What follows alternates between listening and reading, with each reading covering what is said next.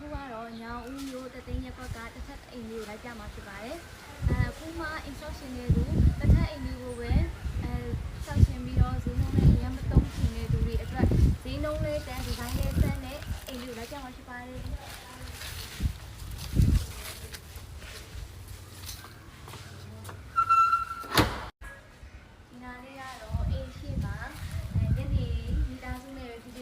ပေါင်းနေပဲဖြစ်ဖြစ်ထိုင်ပြီးအေးဆေးစကားပြောလို့ရအောင်လို့ဒီဒီထားတာအိမ်ထဲလိုက်ပြောမယ်ဒါကကြတော့ဖျားစင်ပေါ့နော်ဒါတော့ဖျားစင်ထားမဲ့နေရာလေးဖြစ်ပါတယ်လိုက်ထွေးကိုလည်းတိချာလေးဒီဇိုင်းထုတ်ပေးထားပါတယ်ဒါကကြတော့အိမ်ခန်းဒါကြစပီကုံလေးတွေထားမဲ့နေရာပေါ့ဒါကကြတော့မိဖို့ကြောင့်ပေါ့နော်ဒါကသမင်းစားမဲ့နေရာဒါကကြတော့ပြည့်ချက်မဲ့နေရပါတော့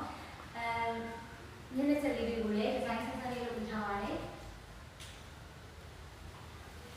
အပြည့် view လေးတွေကိုလည်းဒီဆက်သက်လေးရဲ့လေးဖတ်ပြီးထားပါတယ်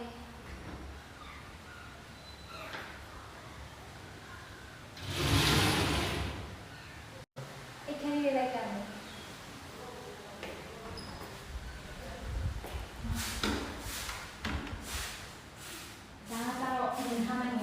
ဂရင်ထားမယ့်နေရာမှာလေသူများနဲ့မတူအောင်ဒီဇိုင်းဆက်ဆက်လေးနဲ့ဆက်ပြီးထားပါတယ်ဒီတန်ခိုင်းလေးတွေကကြတော့အိတ်ရှင်နေတာနဲ့တစ်ခါလေးလိုက်တာလေးအဆင်ပြေတက်လို့ရအောင်အတီးထားပါတယ်ဒီနည်းနည်းချက်လေးရတဲ့ဉာဏ်ကိုမှလာပါလေအခင်းလေးပြီးဆိုတော့မြေရှုပ်လေးတောင်းနေကြမယ်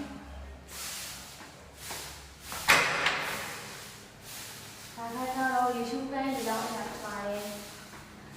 ဒီရှုပ်ပန်းထဲမှာလည်းဒီဇိုင်းဆက်ဆက်လေးတွေနဲ့လုပ်ပေးထားပါတယ်။